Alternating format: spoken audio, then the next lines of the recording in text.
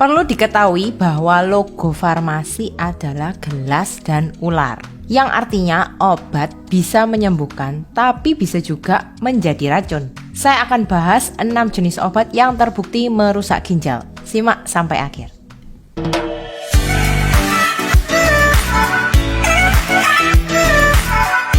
Halo sahabat sehat, kembali lagi bersama saya Cece Apoteker di Tobat Tanya Obat. Saya pernah baca di kolom komen ada seorang ibu-ibu yang setiap hari itu harus minum obat pereda nyeri, dan itu minumnya selama 3 bulan terus-menerus setiap hari. Alasannya karena kalau nggak minum obat pereda nyeri badannya terasa capek-capek. Kalau kamu punya saudara atau kerabat yang memiliki pengalaman serupa, boleh share video ini ya. Karena kebanyakan orang itu minum obat yang penting keluhannya hilang, tapi nggak ngerti efek samping jangka panjangnya apa.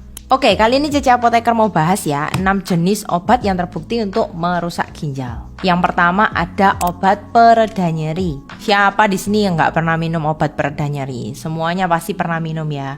Sakit kepala minum obat nyeri, sakit gigi pun minum obat nyeri, pegel-pegel minum obat nyeri. Kemudian untuk yang cewek-cewek kalau nyeri haid juga minum obat nyeri.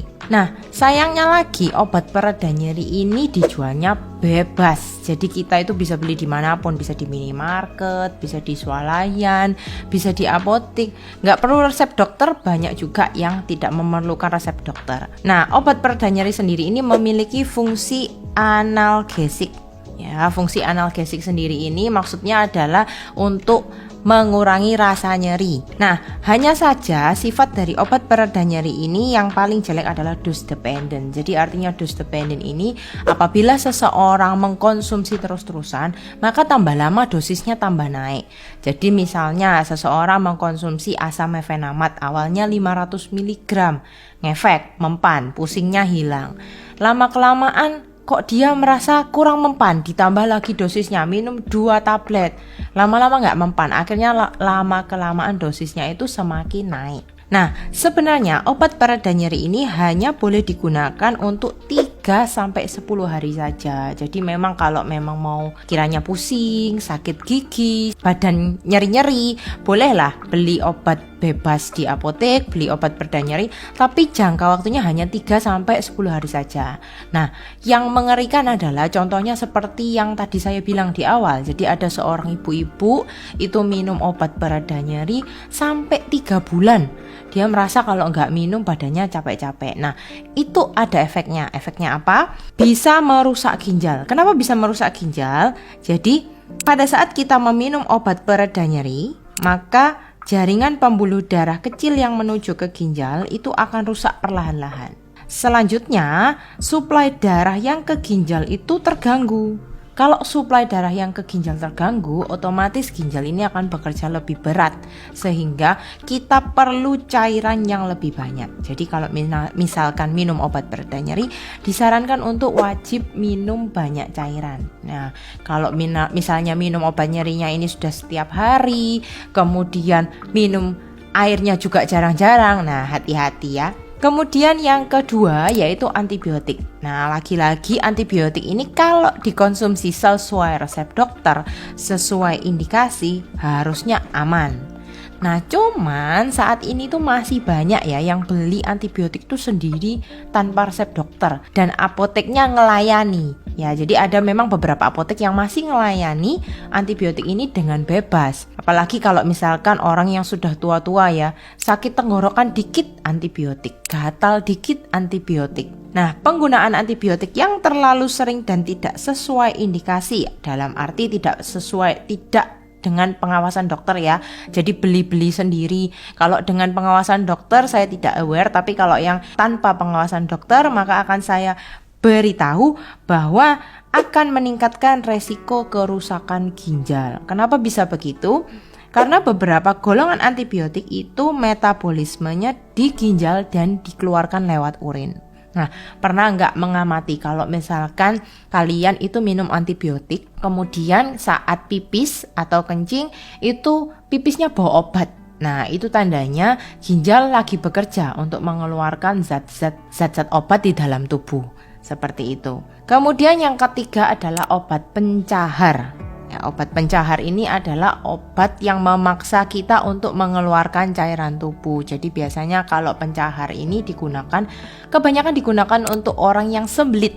Jadi tidak bisa BAB kemudian minum obat pencahar. Tapi biasanya juga obat pencahar ini dimanfaatkan untuk orang-orang yang ingin kurus. Ya, jadi pengen kurus, dalam pikirannya, oh minum obat pencahar aja, semakin banyak BAB semakin kurus gitu ya. Sehingga dimanfaatkan juga untuk beberapa obat-obatan diet. Jadi obat-obatan diet ini ada yang mekanisme kerjanya untuk mengeluarkan cairan tubuh. Sehingga memang kalau cairan tubuhnya ini banyak keluar, maka terjadi juga penurunan berat badan. Nah, kalau misalkan obat diet ini dicampur dengan obat pencahar, dalam arti di dalam obat diet ini mengandung obat pencahar ya, maka efeknya adalah kita gampang mules kemudian gampang BAB. Nah, hubungannya dengan ginjal itu seperti apa? Obat pencahar itu kan fungsinya untuk mengeluarkan feses dari tubuh. Dalam arti biasanya dimanfaatkan untuk orang-orang yang sembelit. Pada saat tubuh ini mau mengeluarkan feses dari tubuh,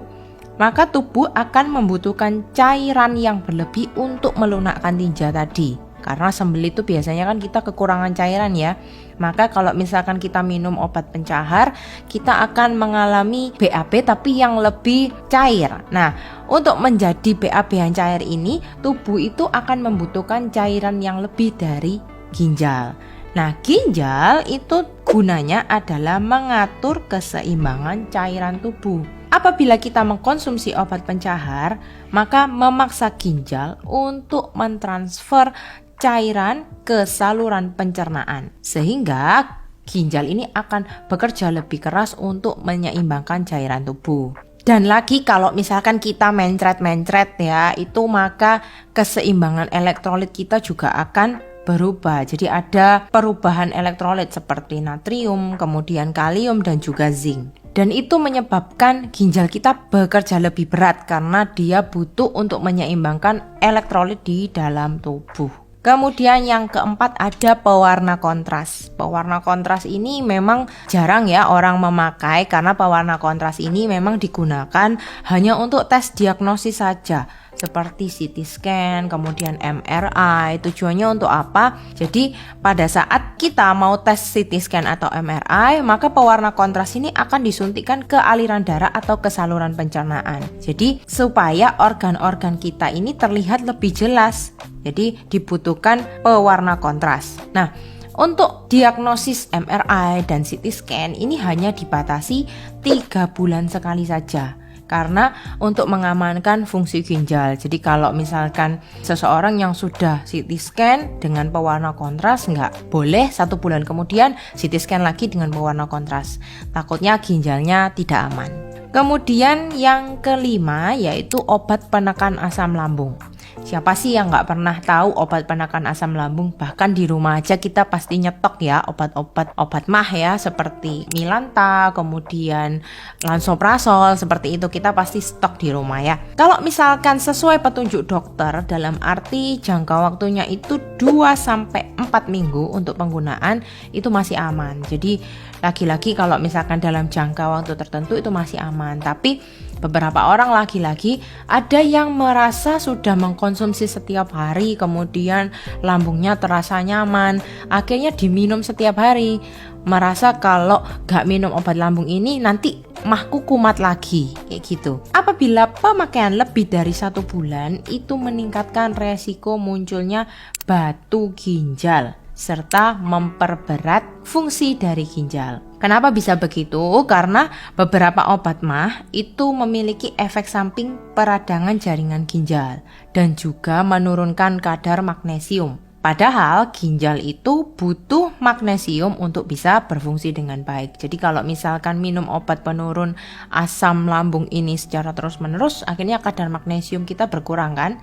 Nah, sedangkan ginjal butuh magnesium untuk bisa bekerja dengan baik. Lama-kelamaan ginjalnya juga kekurangan magnesium dan kerjanya semakin berat.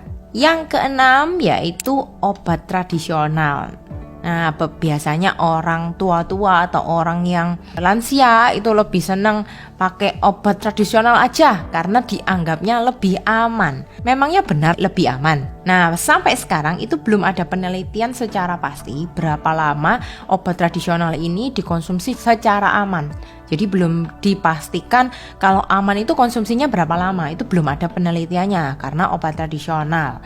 Nah, maka dari itu kalau misalkan ini tidak ada larangan untuk orang-orang yang mau minum obat tradisional, boleh saja, hanya saja disarankan untuk rutin fungsi ginjal setiap 6 bulan sekali. Nah, hanya saja lagi-lagi ditakutkan apabila konsumsi terlalu banyak dalam jangka panjang, lagi-lagi akan memperberat fungsi ginjal. Jadi, apabila mau minum obat tradisional boleh-boleh aja, tapi disarankan untuk rutin cek fungsi ginjal 6 bulan sekali. Nah, obat tradisional yang perlu diwaspadai saat ini adalah yang berbentuk kapsul atau pil. Ya, jadi klaimnya itu macam-macam. Ada yang klaimnya untuk pereda nyeri, padahal obat tradisional nggak mungkin ya tiba-tiba begitu minum langsung nyerinya hilang. Itu mungkin saja dicampur dengan obat kimia. Kemudian ada yang klaimnya untuk obat diet ya, untuk mengeluarkan cairan tubuh. Jadi untuk meluruhkan batu ginjal itu juga ada. Hati-hati dengan obat-obat seperti itu karena dapat memperberat fungsi ginjal karena bisa jadi obat tradisionalnya dicampur dengan obat-obat kimia. Ya intinya kalau misalkan kalian mau minum obat, minumlah sesuai dosis yang dianjurkan. Kalau memang obatnya itu harus memerlukan resep dokter, ya jangan maksa beli sendiri, konsultasilah ke dokter untuk dapat resepnya. Kalau memang untuk obat-obat bebas seperti obat asam lambung, obat pereda nyeri, minumlah sesuai batas waktu yang aman tadi yang sudah saya jelaskan. Jadi jangan melebihi batas atau digunakan dalam jangka panjang. Karena jangan sampai kita maunya itu mengobati tapi malah merusak ginjal. Gitu aja video kali ini. Sekian video dari Cece Apoteker kali ini. Semoga bermanfaat untuk sobat sehat dimanapun Anda berada. Apabila ada pertanyaan seputar obat, boleh ditanyakan di kolom komen. Nanti Cece Apoteker akan coba jawab. Nantikan video Cece Apoteker lainnya. Dan jangan lupa untuk follow akun Instagram dan TikTok Cece Apoteker. Sampai jumpa di video berikutnya. Sehat selalu. Oke, kali ini Cece Apoteker mau bahas ya 6 jenis obat yang terbukti untuk merusak ginjal. Yang pertama ada obat pereda nyeri. Kemudian yang kedua yaitu antibiotik. Kemudian yang ketiga adalah obat pencahar. Kemudian yang keempat ada pewarna kontras. Kemudian yang kelima yaitu obat penekan asam lambung. Yang keenam yaitu obat tradisional.